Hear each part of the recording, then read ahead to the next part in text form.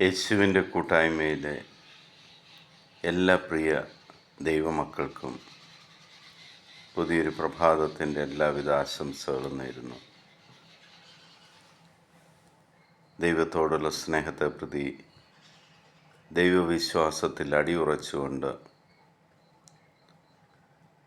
അതിരാവിലെ തന്നെ ദൈവവചനം കണ്ടുകൊണ്ടും വായിച്ചുകൊണ്ടും ശ്രവിച്ചുകൊണ്ടും പുതിയൊരു ദിവസം ദൈവസന്നിധിയിൽ തുടങ്ങുവാൻ ദൈവം നമ്മളെ എല്ലാവരെയും അനുഗ്രഹിച്ചതിന് സർവശക്തനായ ദൈവത്തിന് നന്ദി പറയാം.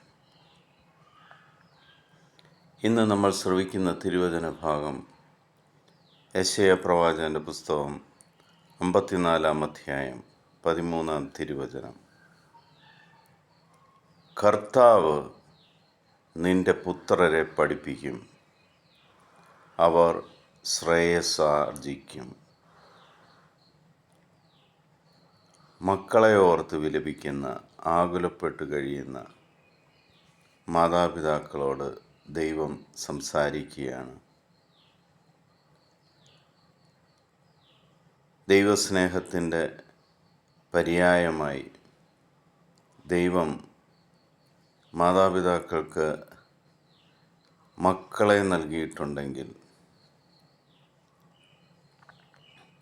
ആ മക്കളെ പഠിപ്പിക്കുന്നത് ആ ദൈവമായ കർത്താവ് തന്നെയാണ്.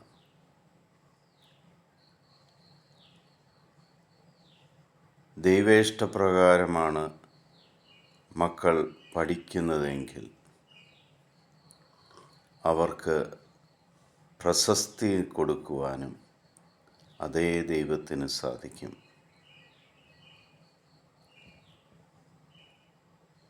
ഇന്ന് മനുഷ്യൻ്റെ ബുദ്ധി കൊണ്ട് പലതും ആലോചിച്ച് മക്കളെ പഠിപ്പിക്കുമ്പോൾ പല ജീവിതങ്ങളും നിരാശയിലേക്ക് കൂപ്പുകുത്തുന്ന ഈ ലോകത്തിൽ ഈ ദൈവവചനം നമ്മൾക്ക് ആമേൻ ചൊല്ലി സ്വീകരിക്കാം.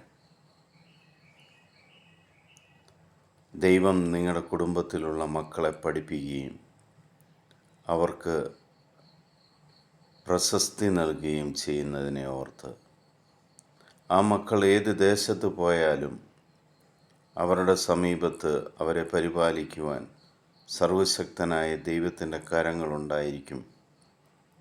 അവർക്ക് വേണ്ടതെല്ലാം ദൈവം കൊടുത്ത് ആ ദേശത്ത് അവരെ പ്രശസ്തരാക്കുവാൻ ആ ദൈവത്തിന് സാധിക്കും എന്ന് വിശ്വസിക്കുക. മനുഷ്യന് അസാധ്യമായത് ദൈവത്തിന് ചെയ്യുവാൻ സാധിക്കും.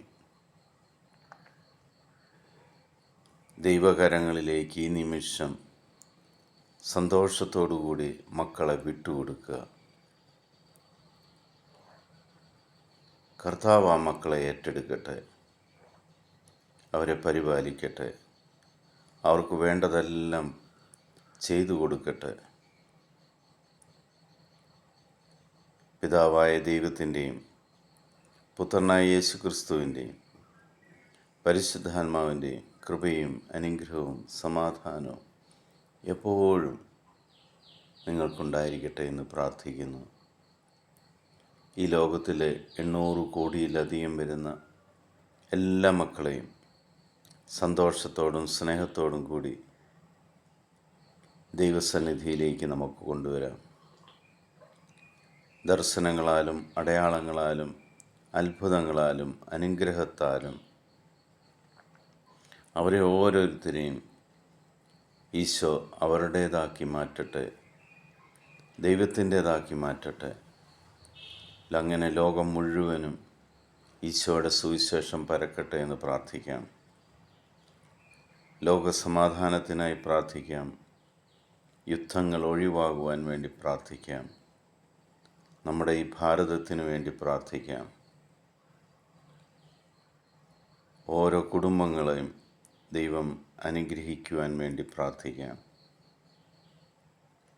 യേശു ക്രിസ്തുവിൻ്റെ സമാധാനം സന്തോഷത്തോടുകൂടി നിങ്ങൾ ഓരോരുത്തർക്കും ഞാൻ പങ്കുവയ്ക്കുന്നു. ഈശോ മിശിഹായ്ക്ക് സ്തുതിയായിരിക്കട്ടെ.